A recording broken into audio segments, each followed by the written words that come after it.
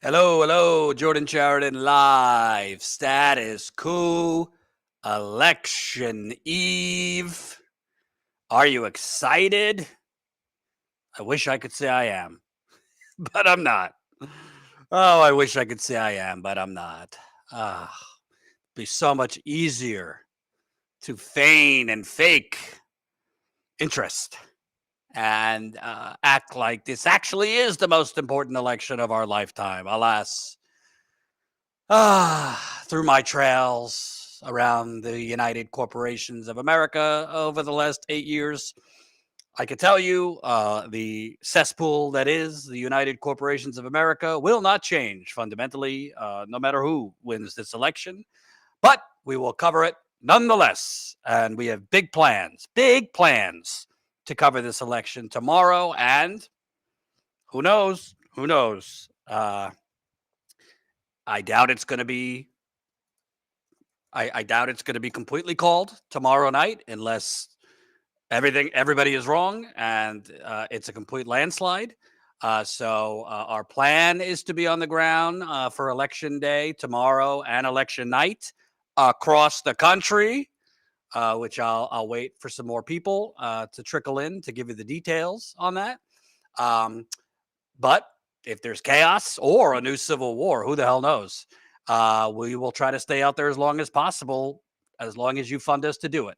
So I don't really have a ton planned for this election eve live stream. I figured, you know what? I want to show the montage of the incredible reporting trip we did over the last I think we did it 2 weeks ago. We were on the ground for 10 days in critical swing states, Pennsylvania, Michigan, Wisconsin, covering what the corporate media covers up, covering not the polls, covering not the horse race, but corporate sacrifice zones, economic terrorism, i.e., gentrification, poisoned water, and many other things.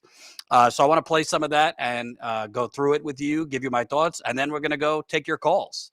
I guess it's in vogue to make election predictions. So I guess I'll give you my prediction, which I don't really feel crazy strongly about, but I will tell you what I think is going to happen. Again, I don't feel too strong about it, but we shall see. We shall see. But I'll periodically mention this throughout the show today. Tomorrow, I will be on the ground in Pennsylvania, and Tina will be on the ground in Nevada. So we'll be across the country. We're going to play things out, but I might be live during the day from Pennsylvania, depending what's going on.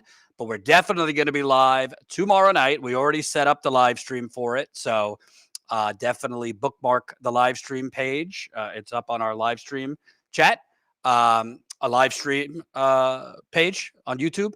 We will start around 7 o'clock Eastern. I will be on the ground in Philadelphia, where I was in 2020. I will be on the ground in Philadelphia, where I believe there will be a nice cross section of MAGA folks as well as Kamala folks. And Tina will be across the country in Nevada. So, Colin, how are we going to do this? Do we know tech-wise? I'm going to be live in Philly, and then through the interweb, we're going to travel. I don't know the distance to Vegas. We're going to travel to Vegas, where Tina, she's got herself already in some chaos. She's going to be on the Vegas Strip. She's going to be with some Kamala people. Then she's going over to the GOP party. We think Trump has a chance in Nevada. But by the time we go live to Tina in Nevada, we might know the results. We might. I don't know. But I'm going to be live in Philly. Yep. Then we're going to go to Tina after my stream. And the glue to the whole thing will be the great Ron Placone in studio. So if there's downtime on the ground, we'll go to Ron in studio. He'll do his best to keep you entertained, give you updates, not just on the presidential race, but Senate, congressional races. I think he might have a guest or two on in studio. But is this going to work? Do we even know technologically, coast to coast? Yeah, we'll be doing the test run tonight, but it should all work. Where we'll be, Tina will be in Nevada, and then we're going to be transferring to Ron in studio to give you updates, and then go over to Jordan and just sort of ping pong back and forth, depending on if there's events or if there's some sort of big news happening, like say Nevada. A bunch of votes came in Nevada, so we want to switch over to Tina for a bit. we'll be able to do that, and vice versa. So it'll be a very fun, dynamic evening. We'll And see how well it goes. and to answer your question, Tony, this is not going to be two different streams. It could be one stream. Somehow we're going to do this, and it's either going to go really awesome or it's going to be a train wreck. We'll figure out which one because we don't have the resources of CNN nor a control room. But we're going to try to do it, right, Colin, within one stream with two different live views and zigzag from Philly to Vegas. Yep. All with the main election stream will be all in that. Whether or not Jordan goes live by himself earlier in the day will be its own separate thing. But you'll see, like Jordan mentioned on the live page, we have a static stream that'll be that sort of mega stream with Ron in studio in California, Tina on the ground in Nevada, and then Jordan on the ground in Pennsylvania. And can I ask you a question, Colin? Honestly, even if you didn't know me, even if you weren't an integral member of the coup, if you were just watching news and you were a fan before you joined, who the hell wants to watch all these other assholes in studio bloviating when we're going to be on the ground with the people? We'll be on the ground. I remember in 2020, it was chaos. I mean, between the MAGA stands, hyperventilating, stop the steal. On election night, they were already starting this stop the steal shit. And the Biden stands, literally, they were just divided by like a little fence. I'm pretty sure it's going to be similar. There was a bomb threat called in to the Philadelphia Convention Center. My wife almost fucking had a heart attack because I was staying right there. So who the hell knows what's going to happen? But I would personally rather watch us. Even, no offense to my friends that are going to be in studio. I like you all, but I'd rather watch people on the ground than watch people, furiously bloviating.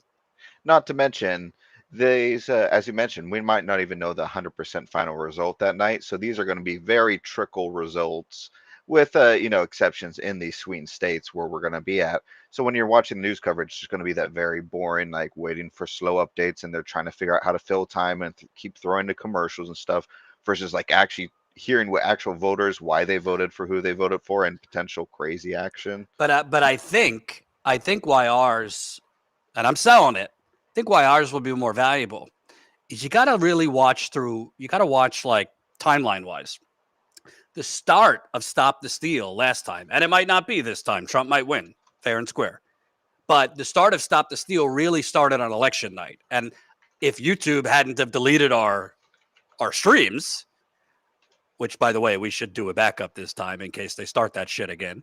Because YouTube deleted. We ought to have a backup this time at least. Yeah, YouTube deleted a lot of our election streams, claiming we were advancing false claims of election fraud, i.e., we interviewed Trump supporters who were doing it, and we pushed back. But anyway, if you would have watched us timeline-wise, the start of Stop the Steal really started election night and the next day, right there. That's where they were pushing all the bullshit. Sorry if you're watching MAGA. It was bullshit. It's still bullshit.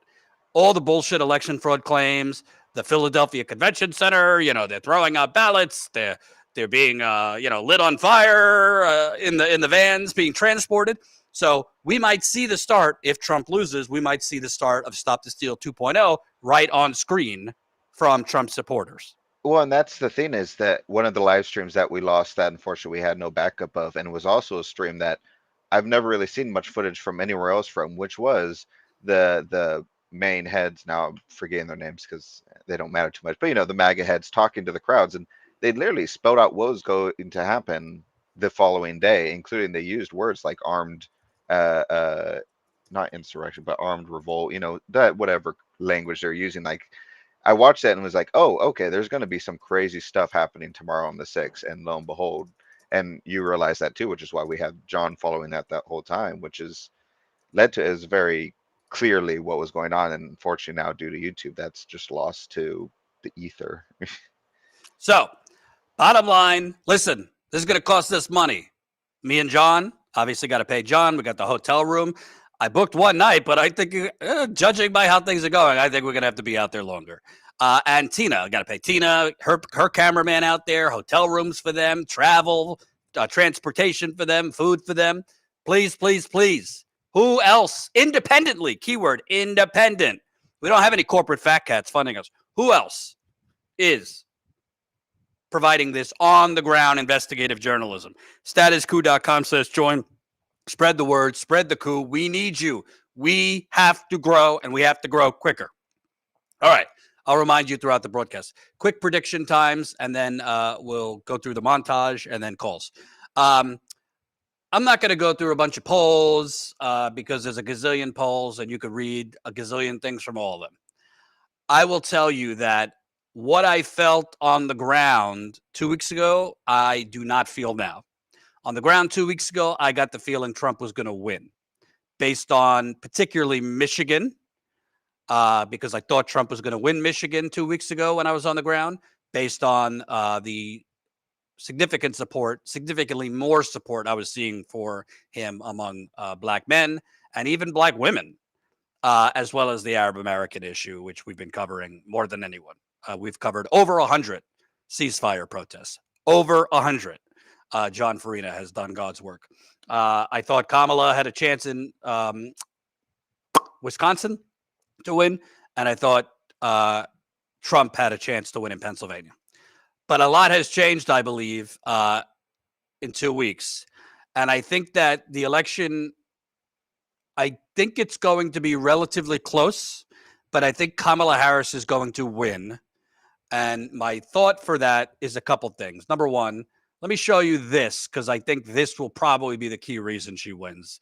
This is the tweet I sent you right before the show, Colin. It's from Dave Wasserman. He's like an election guy, polling guy, calls a lot of the races. Per NBC, the final poll, share of voters who rate their election interest as at least a 9 out of 10 by gender. Men, women, and they go from 2008 to now. Look at the gap. 74% of men rate their interest at 9 out of 10, 80% of women. 80% of women rate their interest at a 9 out of 10.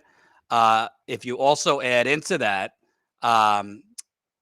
this chart, one thing is clear. 2024 is not a 2016 redux, with voter enthusiasm among Democrats stronger than it's been for nearly 20 years. I don't know if you have that chart, Colin. I sent it to you, but if you don't, it's fine. Yeah, there we go. So that shows the chart. Democratic enthusiasm at 77 and Republican enthusiasm lower. Wow, thank you. Hold on. Ken gifted 5 Status Coup memberships. We love gifting memberships early for the holiday season. Thank you, Ken. Give you a shout out later as well. And the final thing is, in elections this close, ground game, meaning knocking on doors, phone banking, all that, could actually make a difference. It made a difference for Bernie, in particularly in 2016 and 2020, even though he didn't go all the way. The fact that he even competed, it was his ground game. And I would have to tell you, if you are offloading your ground game, and I'm speaking of Trump, to a dipshit and a huckster and a grifter like Elon Musk, who, according to all reports, if you have the Rolling Stone story, Colin, he put volunteers in the back of a U-Haul without seats going around Michigan. There was no seats for them to sit in. Think like one of these TV shows where there's just, undocumented immigrants herded in the back of a U-Haul or something, or a truck. Trump offloaded his ground game to Elon Musk. What could go wrong? Because Twitter's thriving, right? Under Elon Musk. By all reports, the Democratic ground game has been pretty damn good. In key cities like Detroit, Milwaukee, Philadelphia, people report that they have gotten contacted at their door by volunteers twice. Not one time, twice. Whereas there's very little sign of a Trump ground game. And I think although the economy is usually the number one issue, if you look at the midterms, the economy was basically tied with abortion. And this is the first presidential election in the post-Roe world, where after Roe v. Wade was overturned. And I think based on polling, based on early voting, I I think you are going to see a massive tsunami of women voting. I even think you might see a decent amount of Republican women vote for Kamala Harris, not based out of policy, but out of disgust with Trump. I will say, and I've told my wife this, I'm not going to mansplain any woman. It's obviously, I respect any woman or any person's vote. However, remember, she might share your values. She might share your values and share your disgust in Roe v. Wade being overturned. But she has not presented an actual policy or strategy to revive Roe v. Wade. She has no plan to make Roe v. Wade the law of the land. Sorry to be a Debbie Downer, but that's the truth. She has said she's kind of sort of for removing the legislative filibuster to make Roe v. Wade the law of the land, but she has no actual strategy or plan to remove the legislative filibuster, and she hasn't said that she would actually on day one fight to remove the legislative filibuster. Biden said a lot of things. He was for a $15 minimum wage. He was for a public option, yada, yada, yada, and then he did nothing. He abandoned those policies. So the only way you're going to make Roe v. Wade the law of the land is you need either a supermajority in the Senate of Democrats, and I'm not even sure with a supermajority of Democrats you would get it, because there are some conservative Democrats who are not totally pro-choice. You either need a supermajority or you need to get rid of the filibuster so you could pass it, law of the land, through with just 50 Democrats or 51, whatever it would be. And I don't even really think the Supreme Court would be able to do much about that because the filibuster is not in the Constitution. Although the Supreme Court doesn't really care about the law or the Constitution, so possibly they could. But the point is, I think she's going to win because if gas prices were significantly higher where they were maybe a year or two ago, I don't think abortion would carry her. But gas is reasonably down on the East Coast and other parts of the country. There still is the 30-year inflation called gentrification, which we have covered extensively here. And I'm about to show you highlights of our trip. But right now, real-time prices, other than grocery prices, gas is relatively affordable. And housing, I don't think the election will be on housing. I think the election, based on what I'm seeing in the polls, I think there's a massive gender gap. I think that's why Trump has gone on every bro podcast known to man. Rogan, Theo Von, all these bro podcasts. He's trying to get younger men to come out. Younger men are not the most consistent voters. So I don't think it's going to be a landslide, but I think she's going to narrowly win. And I think she's going to win the three blue states in the Midwest. Michigan, I think, is the likeliest that she will lose.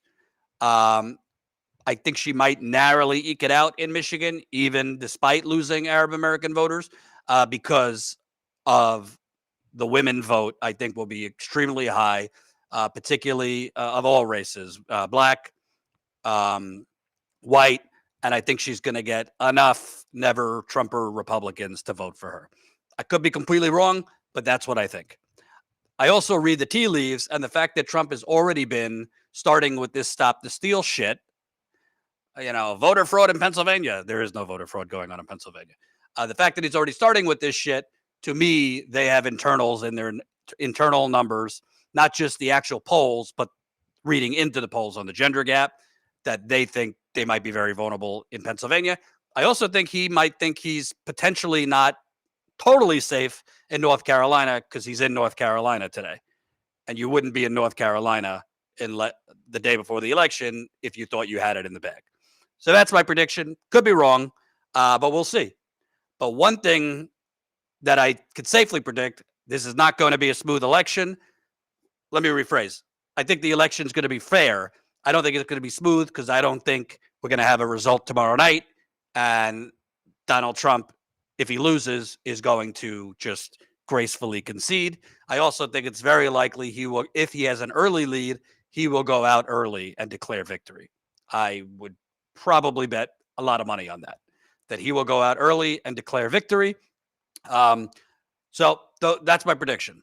Before we take your calls, I want to go through a little bit of our reporting. Colin put together a montage. I wish this had over 1 million views on YouTube because it deserves it, but alas, this is the world we live in. Colin put together a montage of our reporting trip. I think in 10 days, we covered more that most corporate media outlets cover in a year. And we didn't go to Pennsylvania or Michigan or Wisconsin to sit there and blow smoke out of our assholes and discuss the polls and who are you going to vote for and push narratives. We covered the actual issues that if we had a working system, a working media system in this cesspool of a country, they'd be covering these issues. Instead, we have a bunch of billionaire owned cable news channels and newspapers that cover polls and push narratives, not actual issues affecting voters. This reporting is only made possible by you. I hope you're proud of what you are producing. And I hope if you are not a paying member yet, you will see this video and it will convince you to sign up. We're going to start and stop as I want to go through some of it. Let's play it. Hey, it's Jordan. I am in Flint, Michigan, East Palestine, Ohio, Tumwa, Iowa. Please support the only independent outlet on the ground covering what the corporate media covers up. I said, you know what? We got to cover the election. It's just unavoidable. However, I don't really want to go to Pennsylvania, to Michigan, Wisconsin, and ask people, what do you think of the polls? Who are you going to vote for? You know, the horse race, as they call it, because there's plenty of that shit going around. I said, you know what? I do want to go to these states. Pennsylvania is one of them. Michigan's one of them. Wisconsin's one of them. The very big swing states. So I said, let's go to these swing states and actually cover issues that are not really being covered by mainstream media. Let's cover issues that matter to voters, but are not reflected in the campaign coverage. You come to Wisconsin, you go to basically the white areas, in which I understand it. I'm not an idiot. I know you got to have those votes, and you have got to prove to these people that you're the type of Negro that will be in favor of what they want. And this is not condemnation upon all white people, but I'm simply saying when I see this lady running for vice president and she tells a black interviewer that is she going to do anything that would be for black people only? No. She said that. I saw that. And so I'm saying, well, then if I was going to vote for you, you just changed my damn mind. It's crazy how they got black people so bamboozled. It's not going to get any. So I thought that line, and by the way, that was a Green Party candidate.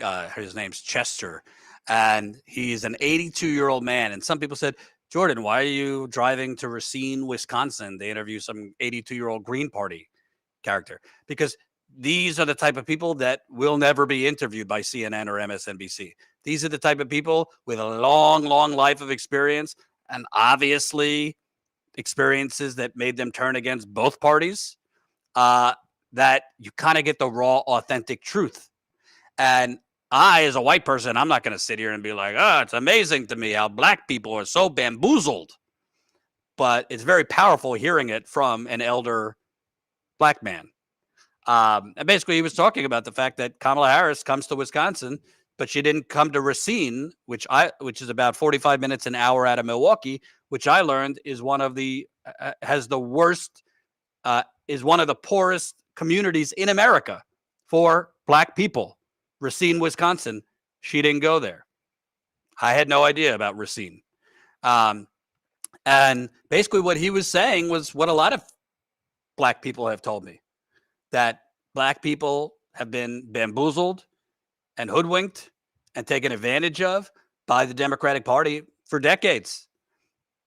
It's not for me to comment on because I'm a white guy, but I could tell you what I've seen on the road over the last 8 years. They seem to, the politicians seem to show up in black communities 6 months before the election. If you're lucky, a year before the election. Show up to the churches. Show up to the union halls that have a lot of black workers. Show up to the National Action Network rallies, NAACP. They show up when they want the vote. Then they do some, crumbs around the edges if they're elected, give you some more money for an HBCU, historically black college, but not doing anything transformational. What did Kamala say? Oh yeah, we'll do another. I'm for studying reparations because we haven't had enough time to study reparations. So I thought Chester Todd was a very, very great interview, and I hope you watch it in full. It's up on the channel. Let's keep going.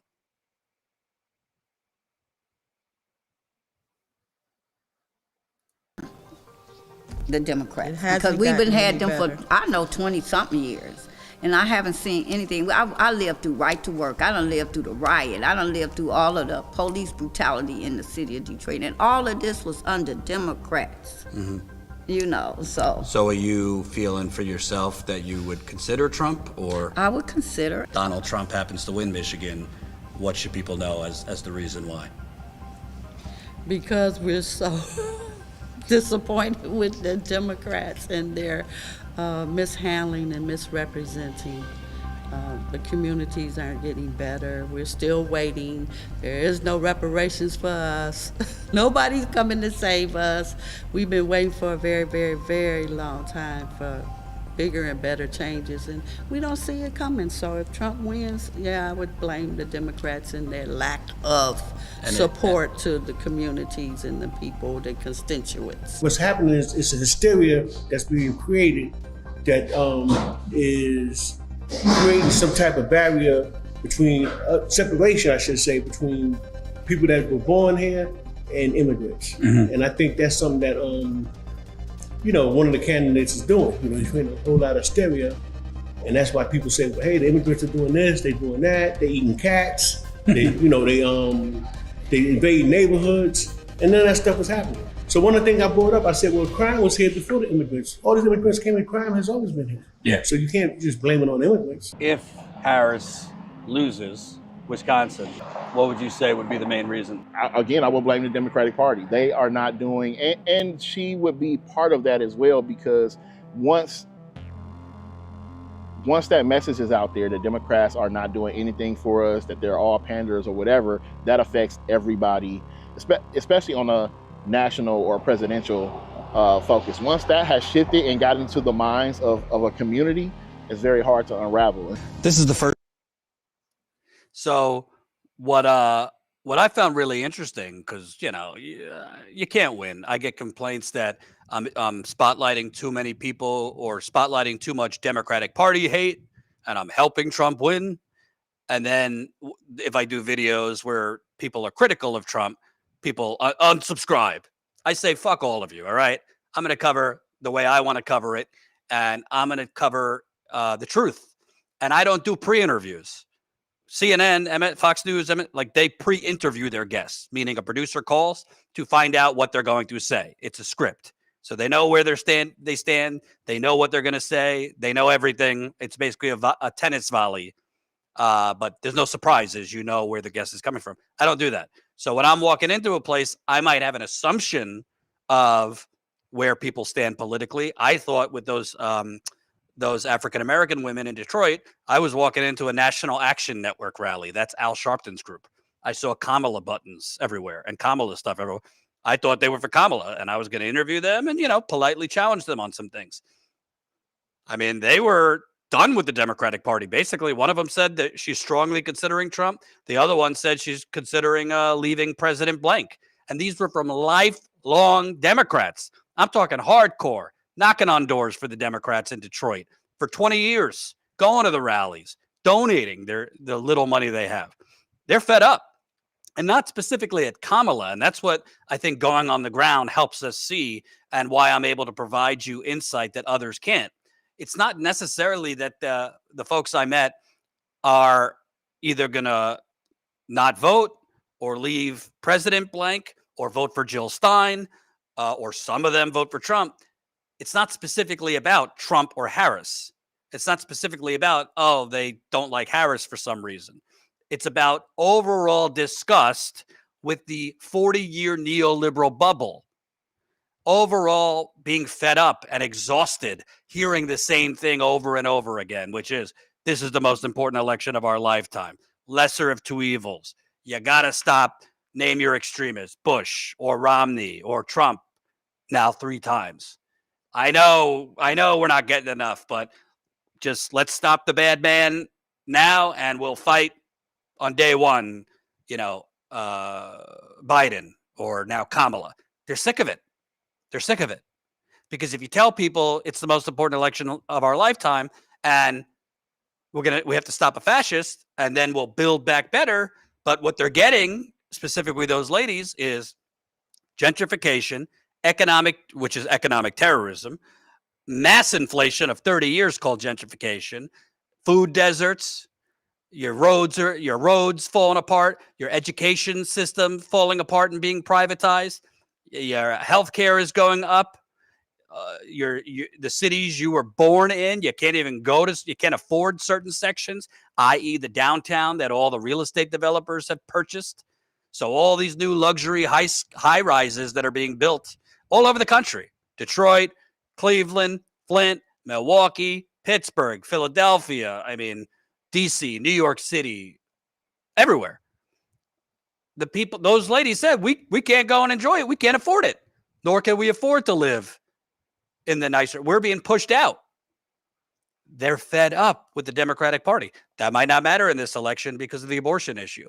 Although, like I said at the beginning, Kamala Harris might share your values if you're a woman on abortion and that Roe v. Wade should be the law of the land. But to be clear, this is not me mansplaining. This is a fact. She has not presented any roadway, any strategy, any path, any game plan to actually make Roe v. Wade the law of the land. So I said to my wife, is it enough that she shares your values on abortion? Don't you want to hear a plan of how she's going to make it law of the land? Don't you want her to lay it out how she's going to fight for it? Or is it enough that she just says, Donald Trump, it's Trump's abortion ban? It is Trump's abortion ban. But I don't want to just, I think we are learning it's not enough just to share our values. Do you have a record of fighting for it? Do you have a strategy to fight for it? She hasn't said anything that makes me think she is going to fight tooth and nail, use the bully pulpit of the presidency to remove the filibuster, which all the donors want the filibuster to remain. That's why the filibuster exists. It's not because, Joe Manchin and some old hoagies on the Democratic and Republican side, it's a Senate norm. No, the donors want the status quo. They want gridlock. It's good for business. It means bold things cannot get passed. Let's go through it a little more.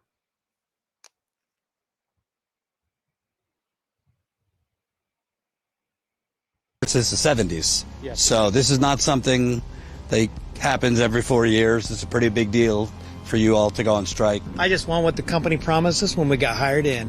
We all came from good jobs. They offered us health care, a pension, something to retire from, and good wages. I just want it all back again, not get it taken away.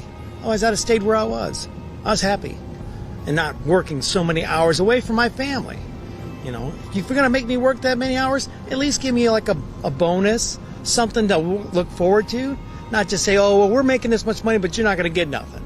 Some of these people are like second generation, and they have kids that are coming into this place too. So there's some people that have 3 generations in this place. My dad worked here. And your family, 4 generations? 4 generations in here. My grandmother lived down the road. I've watched this building change over the years. I've always wanted to be in here. When I finally get in here, and then it was great. And then all of a sudden, in the last few years, it's just been take. And I'm like, wow, I never thought that actually happened. That was a source of pride in your family to work here. Yeah. Yep. It's a big family-oriented shop. Yes, I have 8 members of family that work here. You are, I guess, the first socialist elected in HEP. Can I just add, how many of you, before we went on the ground, how many of you knew there was an active United Auto Workers strike going on for 2 months? Can you tell me in the chat, did you know there was a major UAW strike in Michigan? No. You would think, I don't know, Michigan's a critical swing state? maybe CNN, MSNBC, Fox News, the New York Times, Washington Post would maybe mention that there's a major strike involving thousands of workers. Just a small note. It's crazy. Not to mention, could be important in Michigan's vote, that after the historic United Auto Workers strike of last year that we covered, we were on the ground for the first 3 weeks of that strike, thanks to you, the community. I'd love to steal that, but my wife came up with community. We were on the ground for 3 weeks in Michigan, in Ohio, in Illinois. We even went to Canada during the 3-week strike. It was expensive. The agreement that was made, one of the big three, Stellantis, has already backed out, and they've laid off thousands of workers to the point that the UAW might be going on strike again, specifically against Stellantis, which is very unusual. Very unusual to go on strike less than a year after a new contract. But they might have to because Stellantis is breaking it. Not even mentioned in the coverage. Did you know thousands of workers have been laid off from Stellantis since this new contract? It's crazy. Colin, let's fast forward if we can to the East Palestine Kalamazoo section. It's frustrating to see people continue to try to manufacture that. So would you say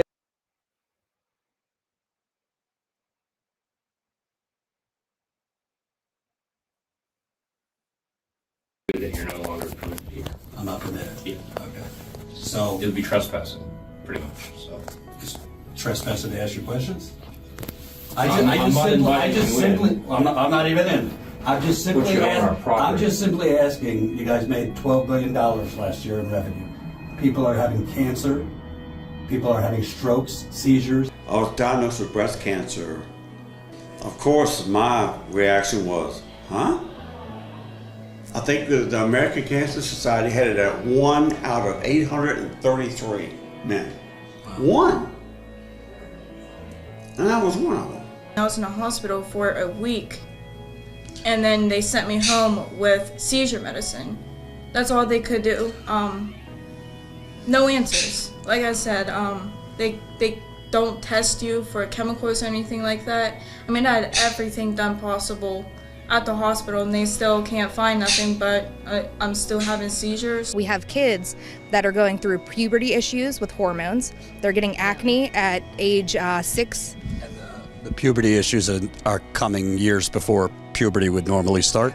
It is very uncommon for a whole town and surrounding areas to have kids around the age 6, 7, and 8 to have hormones to produce puberty. There's 8-year-old girls now having periods. My 8-year-old, she's 9 now, but my 8-year-old daughter is one of the ones that Ashley was just talking about with going through puberty at 8 years old. To get too personal, but you mentioned your 8-year-old daughter is now developing puberty in terms of her a cycle, or? She's had multiple. We actually just went to a doctor about a month ago or so. She actually had got an injection she has to get every 3 months for a while just to pause it. Mm-hmm. Are you going to do anything more than a $600 billion settlement, including health care? People need health care. Okay. Can I talk to anyone in management about that? Even if you give me a contact for someone. We're in front of Graphic Packaging International. It is a multi-billion-dollar packaging company, and here on the north side of Kalamazoo, they manufacture recyclable paperboard. This paper mill has been releasing toxic levels of gas into the predominantly poor black north side community for decades. And your daughter starts developing really bad asthma. And it got so bad after repeated attacks, after she's continually going to the hospital for breathing treatments. At 17 years old, what happened? She passed away. She had been put on different machines, going into the hospital different times. Yeah, she had a severe attack. They couldn't even help her, and she just passed away. About 6 months after the expansion, I developed asthma. and now have to take an inhaler every single day, and I smell it all the time. It got a lot worse around 2022 because the plant expanded with the help, by the way, of Democratic Governor Gretchen Whitmer. Her administration approved a bond deal for over $100 million that allowed the multi-billion-dollar packaging company emit a whole lot more toxic gas. I mean, I really just don't understand how you can see this stuff is killing us and nobody's willing to do anything. I have lost 2 kids from this. And it's like, don't nobody even really care. I'd say right near Graphic Packaging, where they're gassing this community, there's a daycare very close. There are schools that, from what I've been told, kids are not able to go out on recess all the time. I just feel numb inside. A lot of people tell me you're a strong woman. But every day y'all just don't know how bad I really want to give up. To lose 2 kids, a mother should never have to lose 2 kids like this. DeAndre was my... Okay, so I would love to play the whole video, but I want to take your calls, and I do have to switch with my wife soon to watch my kid. Colin, come on for a minute. You know, I don't want to toot my own horn, but I think we should toot our own horn a little bit. Did you see any of that shit covered in any election coverage in the mainstream media? I know they like to boil it down to, well, the election's going to be about inflation and abortion and, immigration. And maybe, those are important issues, but people don't just vote on 1 or 2 things. They vote on their personal life, what's happening in their life. And we have a fucking cesspool of a country.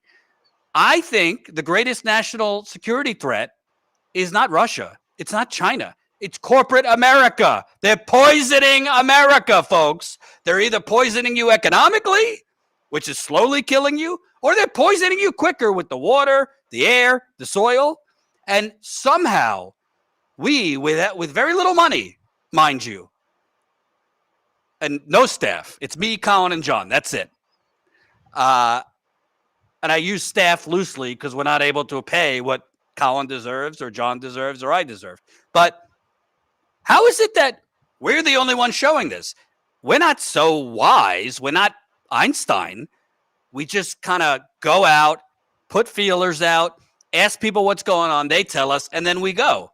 Maybe it's just nobody else has the will to get in the trenches and actually show what the fuck is going on in this country. Because I got news for you, Colin. Sorry to piss off, limousine liberals. There is no democracy to save. This is not a democracy. This is not a functioning democracy because democracies don't poison their citizens. That's some straight up Batman, Joker kind of shit. Your thoughts?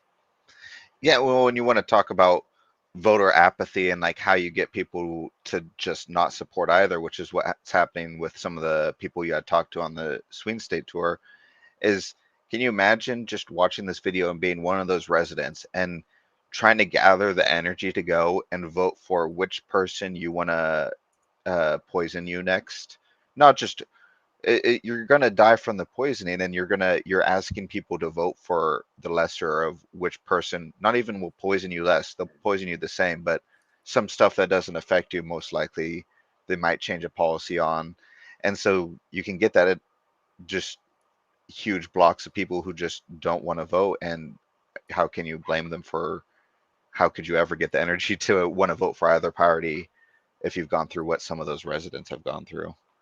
And I think what's really important here and why it is very important what we do and why I keep begging you to fund it. So if you're not yet a paying member and you have $5 a month, there is no excuse. I don't want to hear it. If you have an extra $5 to $10 a month and you're not sending it to us, you're dead to me. Not really, but I'm being a little dramatic. And if you're spending $5 or $10 a week on Starbucks, no offense to my union friends, it's overrated burnt coffee with whipped cream. Redistribute that to Status Coup, because we can create a media revolution if we just got 10 to 20,000 people to give us $5 to $10 a month. We could staff a legit independent, aggressive, guerrilla journalism team. But we don't have that. So we're here in what we could do. To get up here, I just need more money to get us there. And what we did on this trip, and that's just half the video. Go watch the whole thing. Let me put the link to the video in the chat. Colin worked very hard on it and tolerated all my requests for revisions because I'm a pain in the ass. But I think there's a method to my madness, and I think the video came out well. I just put the video. Watch it, comment, and share. We got to get only 8,000 people have seen this. Let's get it up to 20, 30,000. That's what's really that's what this election should be about, and that's what's really going on in America. Now, support us. StatusCoup.com/join. If you're already a member, please donate. That one trip cost us $5,000. Trust me, we didn't make $5,000 on the trip. We lost money. We usually lose money on these trips. And John and I drove, and Jason Peters, by the way, did the Pennsylvania end. John and I drove 600 miles back and forth. And I'm not going to lie, there were some trips, some stories I squeezed in, even though I had a pinched nerve in my shoulder the whole trip, which thankfully is better now. But I was in pain. But I said, you know what? We're going to pass East Palestine. We got to go back and stay on this story and keep the spotlight on the people. I didn't feel particularly great, but I did it anyway. I didn't want to, at 8 o'clock at night, drive an hour from Milwaukee to Racine, Wisconsin, to interview Chester after we had just driven 6 hours that day. But I did it anyway. I do it for you. And all I need from you is to fund us and donate. All right, let's take your calls on whatever you want. Obviously, I assume. Hold on.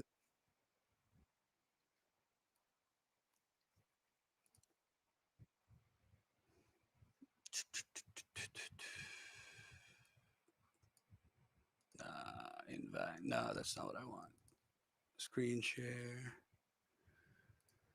Okay. Think that's what you need. All right. Don't be shy, folks.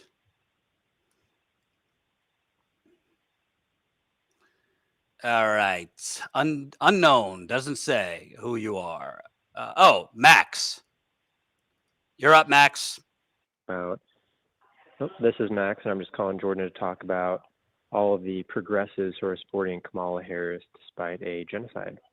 Who are these progressives you speak of? Oh shit, I'm on with you.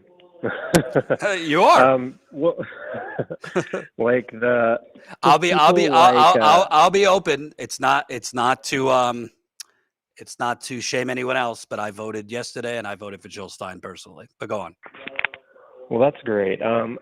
There's all these progressives, especially online, not just commentators like, Kyle Kulinski, but just tons of people on social media that seemingly don't care that there's a genocide going on, that Kamala Harris is pledging to support that genocide, not wanting to do an arms embargo, but they're still willing to vote for her. Are you as frustrated as I am about that?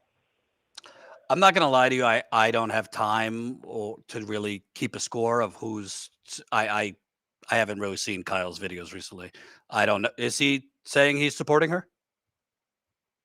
Yeah, well, I don't know if he's necessarily come out and said I'm supporting Kamala Harris, but all of his content is essentially in that direction, just anti-Trump stuff, more pro-Kamala stuff.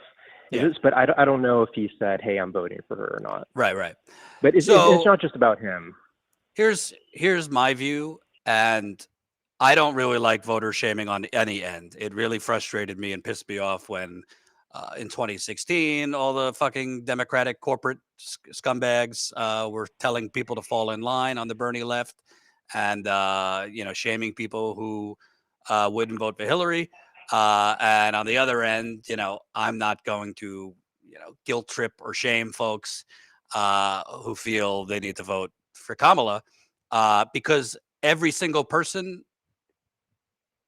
prioritizes things differently. To me, and I can't tell anyone else what to do, but to me, I think supporting a genocide, but more importantly, the fact that Kamala Harris, to me, represents basically Back to the Future, or that old crummy record continuing to spin, meaning nothing's going to change. It's just it's a younger version of nothing will fundamentally change. I understand the historic perspective of it, being the first woman president, but to me, between the genocide and just, you told us in 2020, get rid of Trump and we'll fight to move them left on day one. And clearly that did not happen. The Democratic Party moved right. So to me, that's where I stand. But I can't, as a man, I can't sit here and lecture any woman in America who decides to vote for Kamala Harris if abortion is their number one issue. I don't think. Right. I guess I cannot bring myself to do that. I can't bring myself to lecture, any Latinos who decide to vote for Kamala because of Trump's, reprehensible thing. So the bottom line is, although I respect and I personally think the genocide issue to me is a red line, I'm not gonna spend so much time trying to guilt other people into it. What I will say is I have a problem if there are progressive commentators. Every single video is anti-Trump, that they're almost in a way, like you said, tacitly endorsing Kamala. To me, when I in 2016, even though I wanted Trump to lose, I stayed very strongly. I covered Hillary very critically. I was all over the WikiLeaks revelations. So I don't want to see progressive commentators basically standing for Kamala by only focusing on Trump. Yeah, and I guess it's just more of the frustration that, look, we have all these polls showing that Muslim American voters take people like Jill Stein seriously, right? She's beating Kamala Harris with Muslim voters nationwide, especially in a lot of critical swing states. However, why is it not the case that she's also considered a serious candidate to non-Muslim voters? Like, why is it that, and I think it's that us, even progressives, have kind of otherized Palestinians, even subconsciously, where because we are not materially connected to what's going on there, we're like, hey, I hate what's going on in Palestine. I hate it. But at the end of the day, we have all these other issues, and I'll go ahead and vote for Kamala Harris anyway. Like, why is it that Muslim Americans can take somebody like Jill Stein seriously, but non-Muslims cannot? Right. I think it's several reasons. I think there is a 24/7 psychops in this country, which is the corporate media, that keeps us in the paradigm of a two-party system. I think somebody like Jill Stein has, honestly, I would venture to guess there's a shit ton of younger people, as well as independent people, as well as the biggest voting group in America, which is the non-voter, that have no idea who Jill Stein is and have no idea she's running. And there's just a lack of awareness. But her policies would jive with those people. They just have no idea because they've tuned out from news, or the news they do watch doesn't talk about Jill Stein or doesn't present it. I mean, all this hubbubaloo about, Donald Trump, Kamala Harris was on SNL, but people are freaking out because the fairness doctrine or the equal rights doctrine for public networks, Trump should be on them. Nobody's mentioning that Jill Stein was not invited. But that is the psychops. That is America. And that's why I always stress, we could protest outside corporations. We could protest outside the White House, outside of agencies. The fact that there hasn't been mass protests outside of the gatekeepers, which is the media. In my view, the media is largely responsible for Trump. They gave him billions of dollars of free advertising, and they have propped up the neoliberal order for the last 40 years. But I don't have a good answer. People, I think, don't take Jill Stein seriously because I think the majority of people don't know about her. And the people that do know about her, all they have heard is that she's some fringe radical. And that's why we need to build a way more oiled machine in independent media. No, I get that. Well, thank you for taking my call.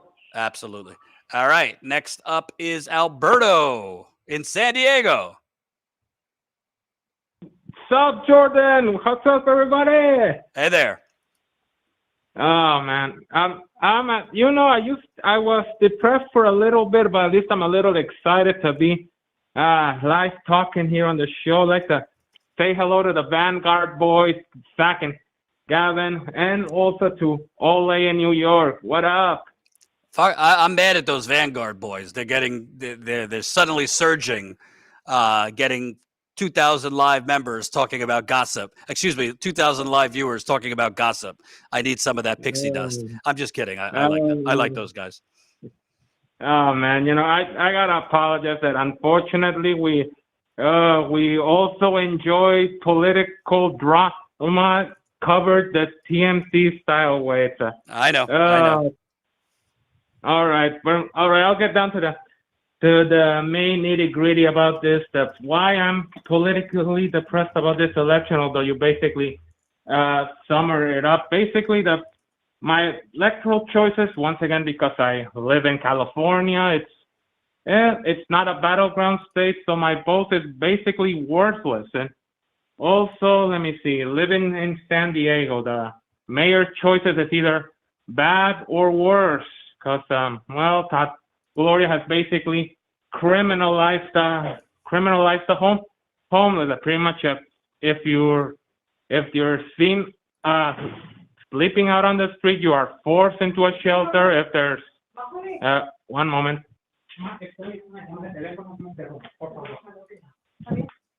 Sorry, I apologize.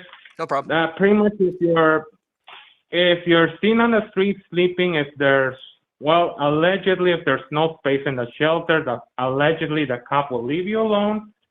Or if there's alleged some space left over in the improv shelter, which is basically a tent in a hard parking lot, they'll give you two choices: either go with him to the shelter or spend the night in jail. Right. Oh, yes, and also Larry Turner, which is basically, once again, it's also a bad or worse. Unfortunately, and the people of San Diego already know that, yes, politicians from the LGBT plus community can also be political crooks. Right. I got to tell you, I really think, there's so many, whoever wins, and if it's Trump, obviously there's going to be a resistance 2.0, and there's going to be a lot of protests that are not about things that might be the most important to progressives. But I think we really, as a country, I don't give a shit what you are. I don't care if you're a leftist. I don't care if you're a fucking we're a Rush Limbaugh Republican. I don't care if you're a libertarian, no labels. We all need to come together and do something about this electoral college. It is so ridiculous. It is so absurd. That we have in this country a system where the person who wins the most votes does not win. And why I believe if we had a national popular vote, why it would matter is because voters would have more leverage, meaning whether it's Harris, Trump, or you name it, whoever it is, they need to go all over this country and they need to actually propose specific policies that will actually convince the most amount of people to come out for them. And they would have to be all over the country campaigning, not just targeting specific areas. No offense to my friends in swing states. You can't call yourself a democracy if time after time, the person who wins the most votes does not win the election. It's absurd. And I don't really care to hear the argument, that gives less representation to the smaller states. It's not the proportional states of America. It's the United States of America. And we're not even that. We really are the United Corporations of America. But I think that coupled with getting very serious about term limits. If we have term limits for president, there is no reason I can think of that we don't have term limits for Senate and Congress, which I think would help in terms of corruption.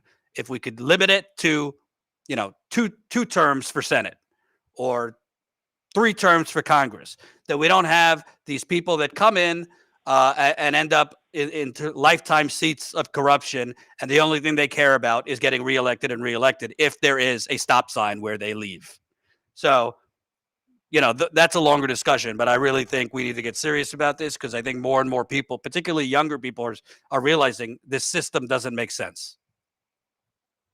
Yes, I know that pretty much we have to tap in what Bernie Sanders originally preached back all the way in 2016, the downtrodden, the economically disadvantaged. Obviously, the corporate mainstream news is never going to talk about this. They're only going to talk about social wedge issues.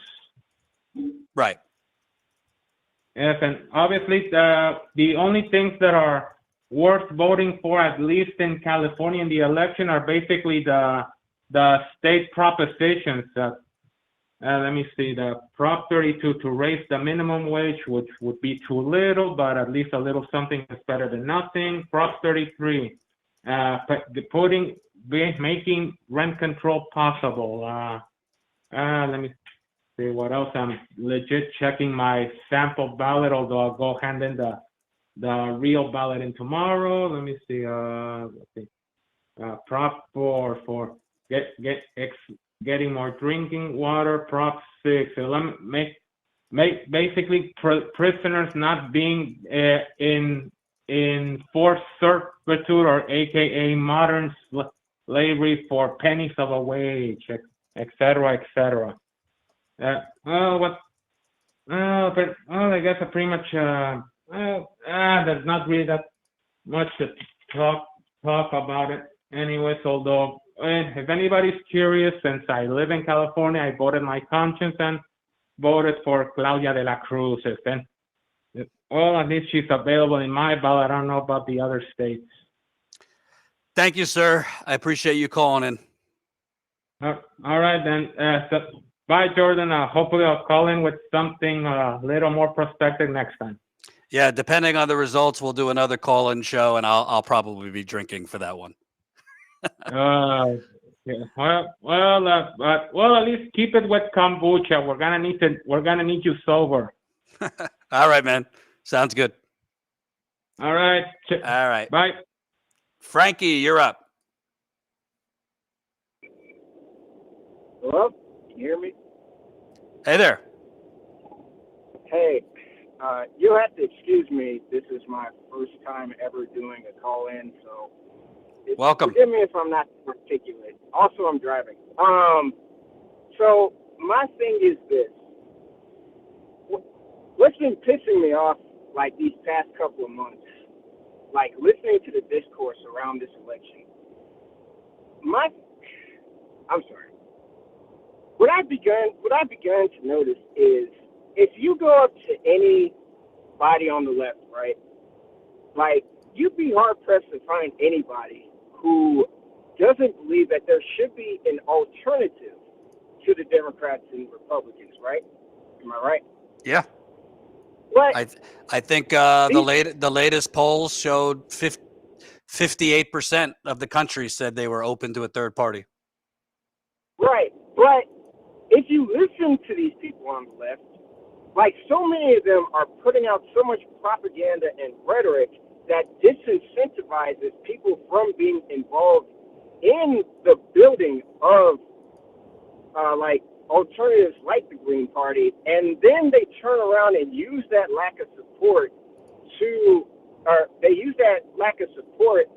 say, well, we're just going to vote Democrats because they're not ready. It's like, when the fuck do y'all ever expect them to be ready if that's how y'all are acting, right? Like, they don't have billionaire funding like the Democrats and Republicans. They don't have the money to invest in, like, the best lawyers, the best strategic experts or whatever. They don't have the money for that. These grassroots organizations, these grassroots parties,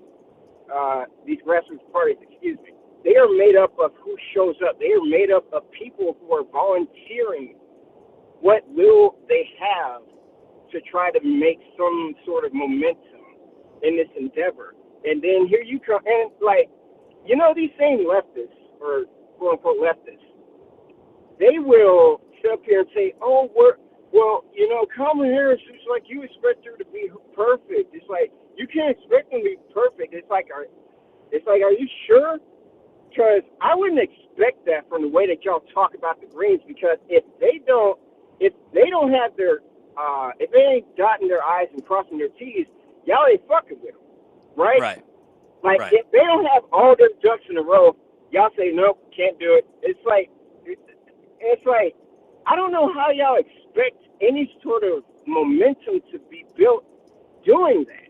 Like it's like all these people are just kind of waiting around for everybody else to do the building. Like they're waiting around for everybody else to build the house, and then they want to come and put the furniture in. And it's like, y'all do understand the longer y'all do that, the longer it's going to take for this to be built. And in the meantime, shit is just going to keep getting worse. Right. Like, in this relationship, the Democrats and Republicans with the voters in this triangle, right? We as the citizenry, we as the voters are the only people in this relationship between the Democrats and Republicans. We are the only ones who have any incentive to walk away. The Democrats aren't going to walk away because the Democrats and Republicans aren't going to walk away because they're both owned by the ruling class, the capitalist class, who funds both these parties. They're not going to walk away, and the Democrats are not going to get rid of the Republicans because the Republicans are the stick that they use to threaten some of the more progressive elements within society. They use the threat of the fascism from the Republicans to scare them into not resisting them. Right. And that's what's been pissing me off about this whole election, about this particular election cycle. And it's like it's like witnessing the ratchet effect in full effect. And it's like this is my first election cycle that I'm really like paying attention to what people are saying, how people are thinking, how people are moving, and it has been exhausting. Yeah. It has been deeply frustrating.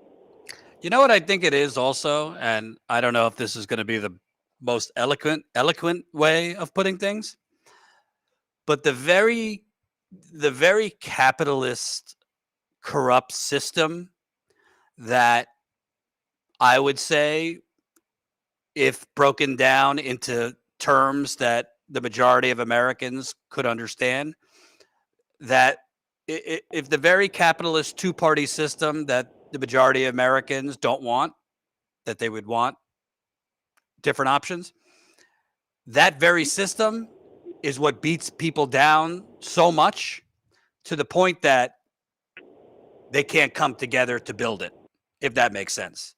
I think people, and I've seen this in 8 years on the ground and all the movements I've covered, from Bernie to Black Lives Matter to Standing Rock to the George Floyd protest. I think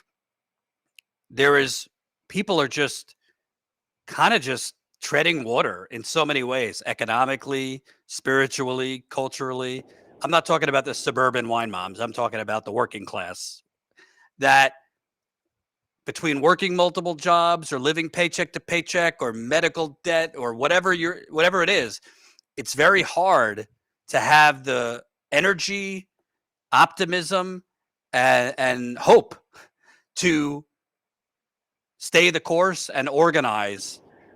I'll give you a perfect example. Tina and I were talking about it earlier. So we're doing, I'm going to be in Pennsylvania tomorrow, and Tina is going to be in Nevada, and both swing states. And we're both going to be live.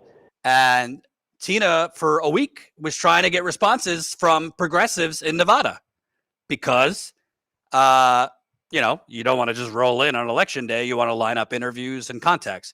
So she was trying to get contacts with progressives there. Nobody would respond to her. No one.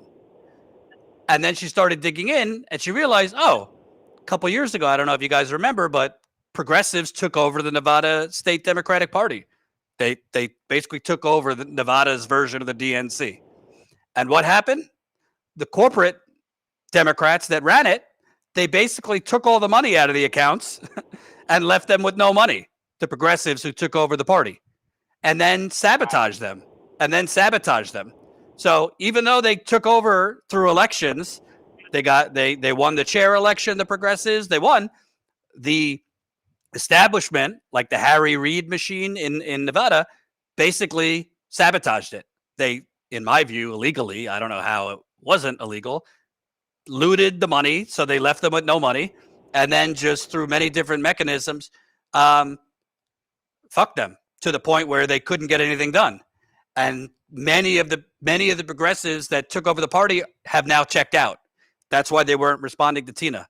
They've either moved or they're just too pissed off and fed up, and they just stopped trying. So that's one specific example, but I have seen that in so many instances of activists or just residents. I mean, look at the people in Flint. They've been fighting for 10 years for clean water. They've been fighting for 10 years for justice. Their water is still poison. Their water is still toxic, to the point that when I was out there for the 10-year anniversary march in April, there was only 30 people. I'm not criticizing the people of Flint. There was only 30 people that marched. Why? Because they're fucking tired. They've been fighting for 10 years. They're sick. They're slowly dying. And they've done everything that they were told to do in a democracy. They protested. I mean, at the height of it, there was 500 to 1,000 protesters there in the streets. They protested. They voted for the Democrats to get rid of the Republicans because the Democrats said they were going to fix it. Well, that hasn't happened. They relied on the criminal justice system to hold the people accountable. That hasn't happened. So can you blame them for no longer going out to the protests and no longer trying? They're mentally, physically, and spiritually done. And it's easy to say to people like that, whether it's the progressives that said, fuck it, I'm checking out because we took over the Democratic Party in Nevada and they fucked us and we're just fed up and checked out. Or the people, it's easy to tell them, well, you don't quit. You know, the great quotes that you hear from people, never give up. It's a lot easier said than done if you're in that situation. So I think that's part of why logically people say, well, the only way we're going to make a third party is if enough people vote for a third option. But because of all the obstacles, because of the psychops, which is the media, and because we can't get enough people organized together to stay the course on something, and there's too much infighting, it becomes very difficult. So that's my best answer for you, if that made any sense at all. No, I get it. It's complicated. And on the topic of infighting, that's something else I kind of come to understand. It's like, what are we really fighting about? Because it seems to me that we're kind of letting like the 10% of issues that we don't agree on allow us to like burn bridges and burn down potential coalitions before they really have the chance to get going. Mm-hmm. And I think that's really stupid. Like, here's what I've come to understand. If we're gonna really, like, there is no movement, no organization, no party has the silver bullet, has the solution to this problem of capitalism that we are facing, right? There is no one movement or party or organization has the solution, okay? We need a diversity of tactics, if you've ever heard that.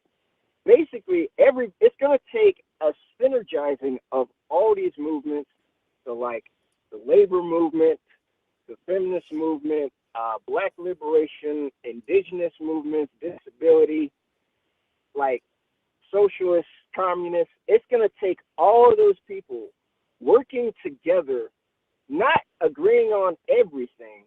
Like, you can't, like, you're not going to get everybody to, agree on socialism. It is what it is. Like, not everybody's going to be as radical as you on everything, and you need to accept that. But where y'all can work together on certain issues, like, don't let the disagreement, like, if it's not a fundamental disagreement, like, say, like, black people trying to work with Klansmen, right? Like, if it's not that much of a fundamental disagreement, then let it ride and see what y'all can accomplish, you know?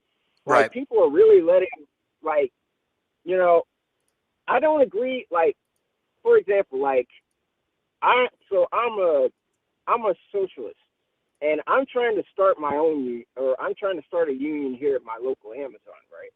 Mm-hmm. It's been difficult, I'm and sure. I'm looking at like I'm looking at all these other unions like Sinn Féin and ILA, and I don't agree with everything they say, but I still support them. Like, I just want them to be better. Like, I don't want them to still be like endorsing like I don't want them to still be like being willing to do business with like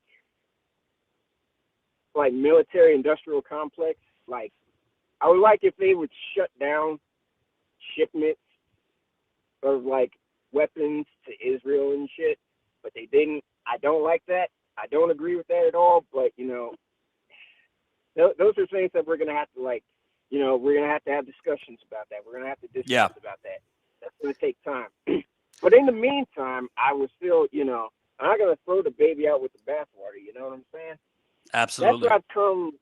That's what I'm starting to try. That's what I'm starting to understand. Like, we need to stop. Like, we need to stop just completely cutting each other off over disagreements that really are not fundamental. Right. Like, you know, because we're really not doing ourselves any service by acting like that. I agree. Listen, I got to go to the next person, but I'm in agreement with you.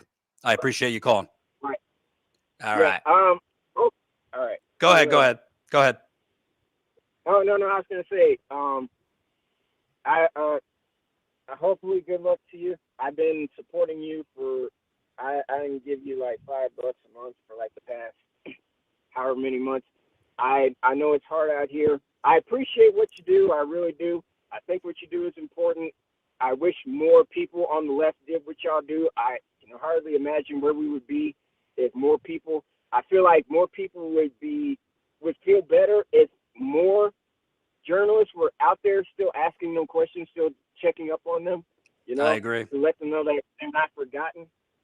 So, you know, I wish I could give more to help keep y'all afloat, but I'm giving what I can. $5, I don't agree with you $5, on everything. $5 at a time makes a big difference. I appreciate it. Yeah, I don't agree with everything you say, but like I said, again, that's what I'm talking about. I don't agree with everything you say, but what you do, it's so valuable. I can't, you know, I just let it slide. So, hey man, that's all I was trying. That's what it's all about. I think wherever it became this thing that we have to agree 24/7 or unsubscribe, we need to get rid of that shit, because Absolutely, we're going to continue to be a very lonely movement on a deserted island if the entry price is 100% conformity and agreement on all things. So, thanks for calling. Right. All right. Christine, you're up.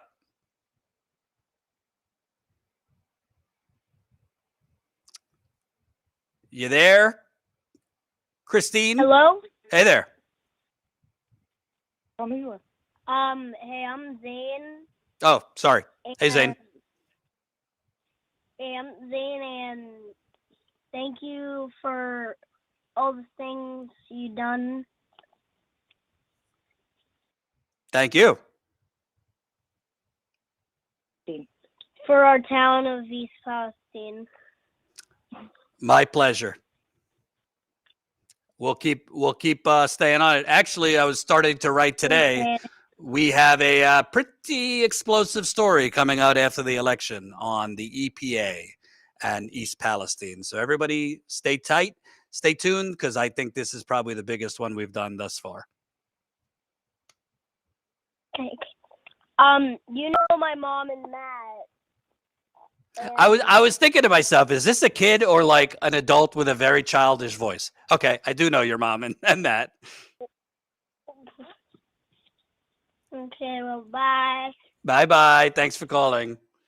Cute. We got kids calling too. All right. Jack Jaquel. I think that's how I say your name. Whoa. You got some weird alien static happening.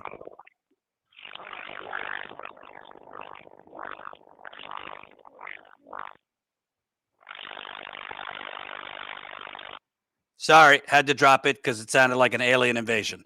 Rodney, you're up.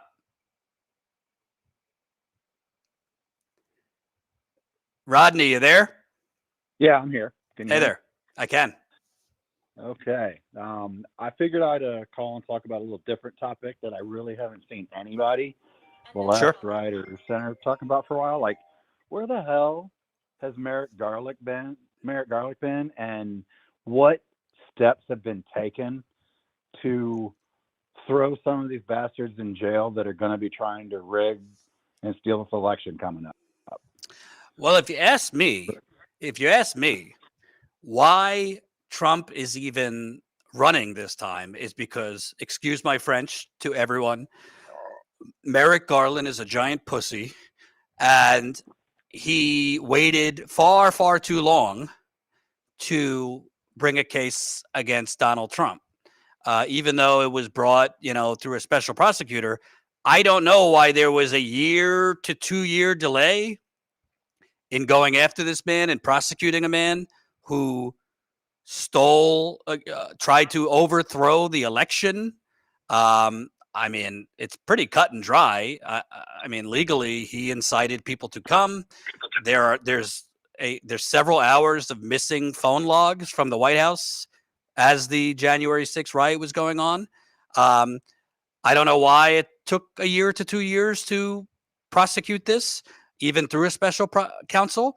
Frankly, I don't know why, and this isn't completely on Merrick Garland, I don't know why the National Archives were working for a year to get classified documents back from Donald Trump, including nuclear programs.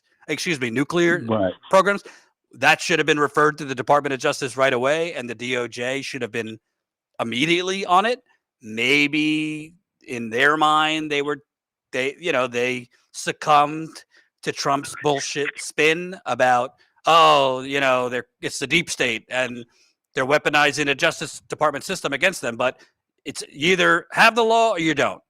And he clearly, the most cut and dry case is the classified documents case, and that should have been brought, in my view, a year earlier. So I think I think the fact that Trump is even eligible to run now, you could largely thank Merrick Garland for that, because if he would have brought all these cases a year or two earlier, Trump he wouldn't have been able to run out the clock for 3 years. But because the they fact were that all he's able to run is absolutely just shatters any semblance of what our country should be about, or that you were taught growing up. They say that it's political, these witch hunts and political, investigations and shit. The political thing was that the Democrats were a bunch of pussies and didn't do anything and didn't act for 3 years. Right. That was political. It's all nonsense. I said to my dad, who's a Trumper, only because he cares about Israel, I said, if Obama took one document that was classified from the White House, you would be going ballistic and calling for a prosecution. So I don't want to hear that this is no big deal. Republicans just come up with different rules depending on if it's their guy or gal. But the bottom line is, it's pretty cut and dry. He was implored, him and his lawyers, for a year to give the documents back. I don't know why they waited that long. It seems to me the DOJ would have known about it like pretty early on, that he had taken those documents. Sure, you could say, well, he's an ex-president, so we want to give them the benefit of the doubt. But you either cooperate, like to his credit, Biden did cooperate in his situation, or you don't. And he didn't.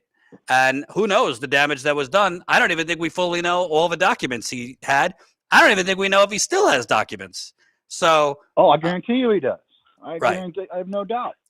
And what tricks do you think that the GOP has up their sleeve the next few days?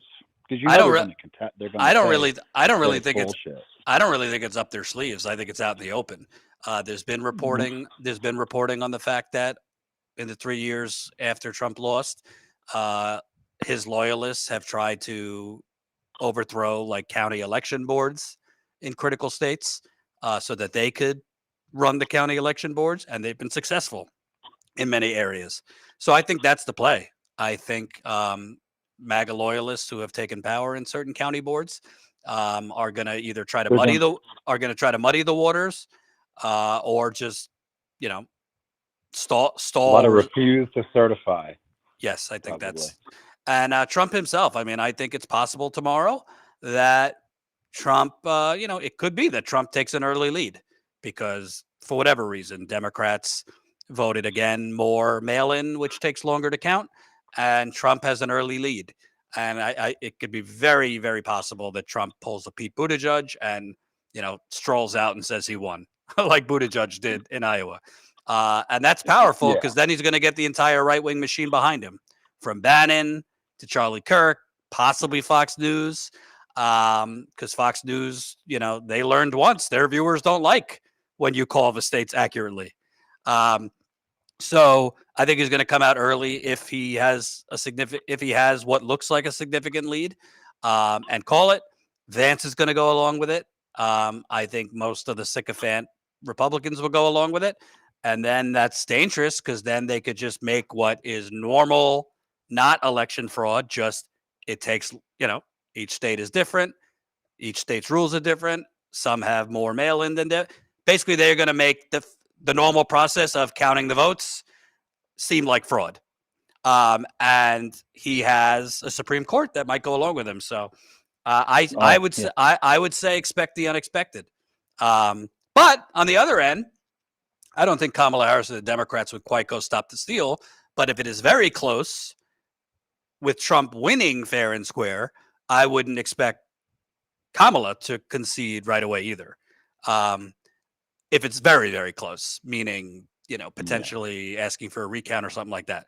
But I mean, we don't have to ask. We've already seen it. He's already tweeted or truthed multiple times over the last week or two that it's, voter fraud in Pennsylvania, that in September he tweeted, we're going to institute the biggest national election observer force known to man. I mean, he's doing what he did in 2020, which is preemptively telegraphing this for a year. Yeah. So, but in this case, the one positive, he's not currently in office. He was in 2020. Right. So, and the Electoral Count Act, I believe it is, there has been changes to the Electoral Count Act that would make it way more difficult for the fake elector scheme and all that shit. Doesn't mean they can't try other stuff. But, we'll see. Yeah, I'm just kind of nervous because my head's telling me that Kamala's probably going to win, but my gut on how things go and how the Democrats they play patty cakes with serial killers, they don't have a real plan to fight back on this onslaught that's about to happen of this deluge of chaos and just shit that they're about to bring. I don't know, but we shall see. I appreciate what you do, Jordan. Absolutely. All right. Take care. I gotta hang up the calls for now because I gotta go help put my daughter to sleep in a little bit. Let me read some super chats and also remind you all of our programming for election day and night. Thank you very much. Tyler, member for 15 months. Thank you for all you do. Thank you. Thank you so much to Ken Schaefer, provided 5 memberships he gifted. So you will be getting random in the chat when somebody gifts you a membership. It's random, so you might receive a gifted membership. And as a member, you get access to our monthly members call, we do it through a program like Zoom. So we'll do that after the election. We usually go for an hour or two. I take your questions, comments, concerns. It's a lot of fun. We also get behind the scenes videos while we're on the ground for members. So a lot of perks to being a member, in addition to supporting Status Coup's on the ground journalism. Thank you, Gone Fishing, gifted 10 memberships. Now we're talking, baby. Thank you so much. Ken gifted 5 memberships. Gone Fishing, 10 memberships. Really, really appreciate it. Super $20 super chat from Jenny. Thanks for helping me stay sober. If I don't got $20 for drugs, then I can't get high. Thank you. You're awesome. Hey, if the one thing I'm doing in life is helping you stay sober, then I am proud to do it. I'm glad to hear that. And thank you, $20. Thanks for the $20. Really, really appreciate it. Gidlin Edge just became a YouTube member. Thank you so much, Gidlin, for signing up as a YouTube member.